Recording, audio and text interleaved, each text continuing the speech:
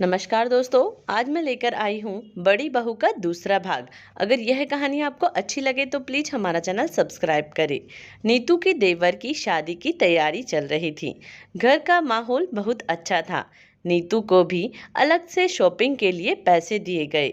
नीतू ने अपने और अपने बेटे की शॉपिंग की। नीतू की सास ने नई बहू के नए जेवर और कपड़ों की शॉपिंग की। लेकिन सासू माँ सुषमा जी ने नीतू को कानों कान खबर नहीं लगने दी कि नीतू की देवरानी रजनी को क्या चढ़ाया और कितना चढ़ाया। नीतू के पति ने एक बार कहा भी कि माँ हमें तो दिखाओ। सुषमा जी ने सीधे से जवाब दिए कि इसी घर में पहनेगी तो अपने आप दिख जाएगा।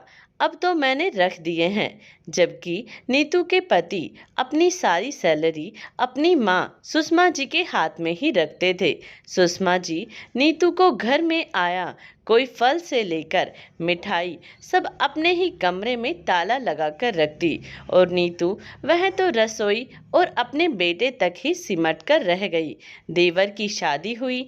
रुनझुन करती हुई देवरानी रजनी आ गई। सभी रस्मों और पग फेरों की रस्म के बाद रजनी ने नीतू से पूछा, मैं घर का काम कब से शुरू करूंगी? नीतू ने कहा कि मम्मी जी से पूछ लेना। सुषमा जी ने कहा, अरे नहीं नहीं बहू, अभी झाड़ू पोछा के हाथ नहीं लगाना, अपने कमरे में रहना। रजनी चुपचाप कमरे में चली गई। नीतू घर का सारा काम कर लेती। 10 दिन भी पूरे नहीं हुए थे कि रजनी को मायके भेज दिया गया। 1 महीने बाद रजनी आई तो वो रोटी और बर्तन कर लेती, फिर चाय भी बनाने लगी, लेकिन ज़्यादातर अपने कमरे में ही रहती। सुषमा जी कहती कि पढ़ाई करती रहती है। नीतू अकेले घर में काम करती या उसे शाम को घूमना होता तो छत पर घूम लेती। घर में अब अलग सा माहौल हो गया था।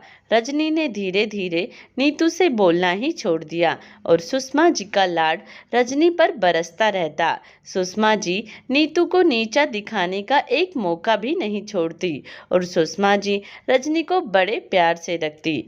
नीतू ने अपने पति को समझाया और उसे अपने साथ ले चलने को कहा तो कुछ ही महीनों बाद नीतू अपने पति के साथ चली गई। रजनी प्रेग्नेंट थी तो सुषमा जी उसे बड़े लाड से रखती। 9 माह बाद उसने एक बेटी को जन्म दिया तो रजनी की बेटी को भी बहुत प्यार से रखती। रजनी को संभालना और उसकी बेटी को संभालना सब सुषमा जी अकेले संभाल लेती। नीतू भी दूसरी बार गर्भवती थी, इसीलिए उसकी तबीयत तो बहुत खराब रहती। नीतू तो कुछ मदद नहीं करा पाई थी, लेकिन जब नीतू ने भी एक बेटी को जन्म दिया तो सुषमा जी का मुंह बन गया।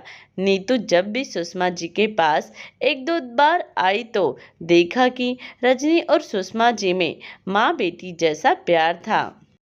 नीतू को इस बात की खुशी थी कि कम से कम मेरे साथ नहीं, रजनी के साथ तो प्यार से रहती हैं। लेकिन ये सब नीतू की नज़र का धोखा था।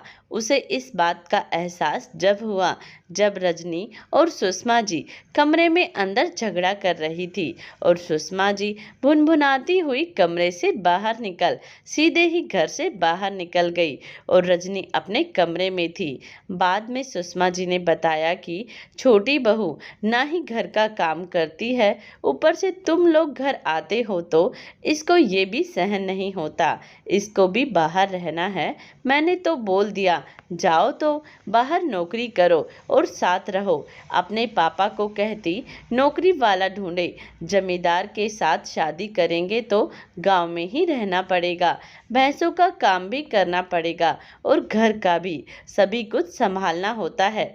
नीतू को दुख तो हो रहा था कि अब मम्मी जी से इतना काम होता भी नहीं, फिर भी लगी रहती हैं, लेकिन कहीं ना कहीं उसे सुकून भी था। मेरे साथ कितना बुरा बुरा किया था, मैं तब भी घर का काम तो करती थी। इस बार छोटी बहू नहले पे दहला साबित हुई, लेकिन सुषमा जी का अभी और सुधरना बाकी था। कुछ ही दिनों बाद खेतों की लागत और रुपयों लेन देन में गड़बड़ हुई। सुषमा जी आने वाली पेंशन से सुषमा जी को एक पैसा न मिलता। रजनी घर का सामान तक खुद ना मंगवाती और सुषमा जी के पास पैसे भी नहीं, तब भी उन्हें ही कहती। रजनी का पति तो जैसे रजनी कहती वैसा ही मानता था, लेकिन झूठ का भंडा जल्दी ही फूट जाता है और सुषमा जी को सब पता चला कि मेरे छोटे बेटे बहू ने ये सब किया मेरे साथ। अब सुषमा जी की अकल ठिकाने आई कि बड़ी बहू तो घर में इतना लेकर आई, तब भी इतनी कदर नहीं की, और जिसे अपनी सर आंखों पर बिठा के रखा, जिसे घर का सारा भार सौंप दिया, आंखें मूंद के बेटी की तरह रखा, उसने ही धोखा दिया।